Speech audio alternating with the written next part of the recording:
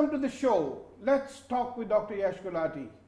In COVID times, a lot of patients suffering from other diseases suffered because they were ignored. And many of them had gallbladder problems, many of them were obese. And to discuss these issues as to how they affected COVID and vice versa, we have with us today Dr. Arun Prasad. He specializes in keyhole surgery and especially bariatric surgery. You're very welcome, Dr. Arun Prasad. Thank you, Dr. Gulati. It's a great pleasure being part of the show. Thank you. Arun, how do you think obesity affects COVID or vice versa? See, what happens in obesity is that there is a minimum level of inflammation. Now, inflammation is a term ki thoda slight infection is going on in the body at a very low level, and certain receptors are there in excess. So the coronavirus finds it easy to enter your system, especially through the intestinal system, and also the obese have problem with breathing. So a lot of them, have difficulty in breathing. So their lungs are not in the optimal state. So this leads to the obese being more prone to developing coronavirus. Then what happens is that during the infection, most of the obese, as you would know, also suffer from blood pressure, diabetes, and other medical problems. So that makes them prone to more complications, and these people therefore suffer more. We did a study at our hospital and we found that the percentage of obese who have died due to corona are much higher than the percentage of non-obese. So obesity is a big risk factor, not only in getting corona but also in the outcome of the infection. Dr. Prasad, no doubt obesity is a problem, but some people just can't help it. Even though they eat less, they still become obese. I'm sure there are many other factors.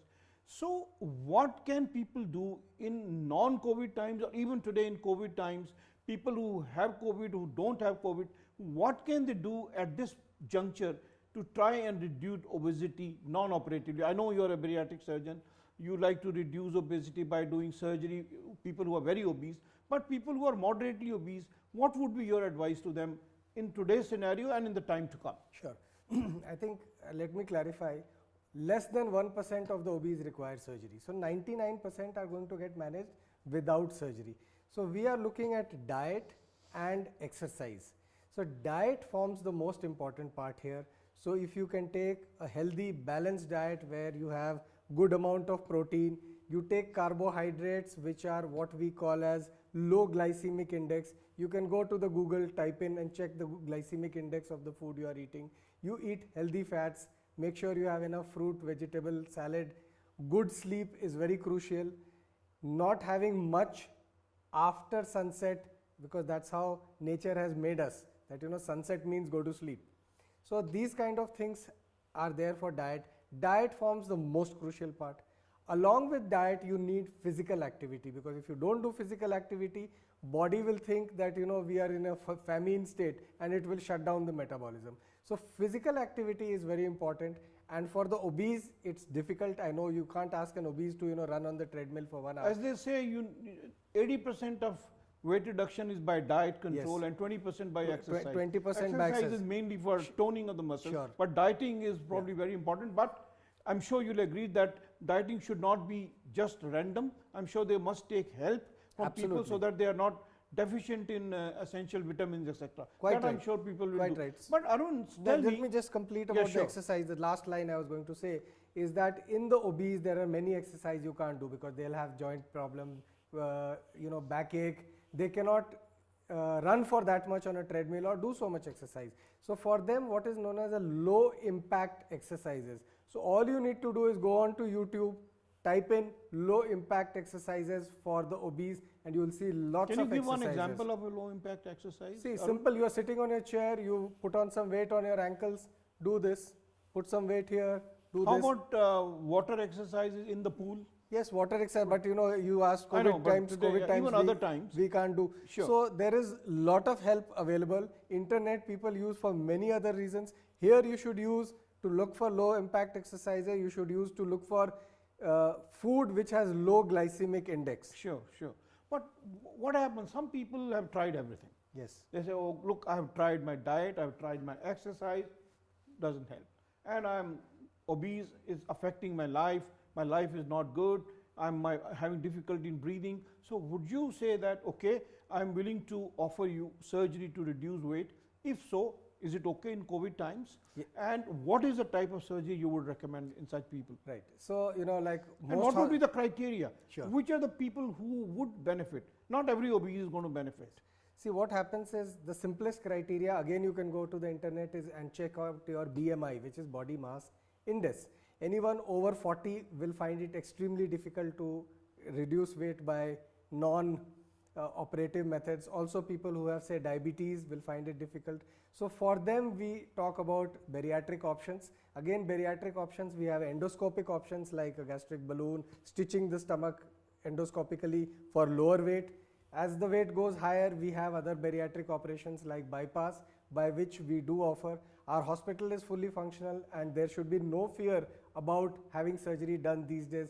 In fact, you would be find it interesting to know that we've had one new indication for bariatric surgery in COVID times. Now, I've had a few patients, including one lawyer of the Supreme Court, who says that, I was having difficulty with the breathing. Now with the mask, I'm having more difficulty because of the carbon dioxide retention. He cannot wear the mask and work. So he came for surgery just for that reason, that tipped the balance. And he's had the surgery done. He was 200 kgs. Now he's lost about 30 kgs. He's going to lose more.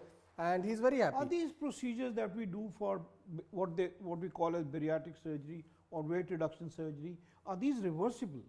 See, some procedures are reversible, like I talked about the endoscopic, where we put in a balloon. After 1 year, once your diet habit adjusts, you have lost weight, we remove the balloon.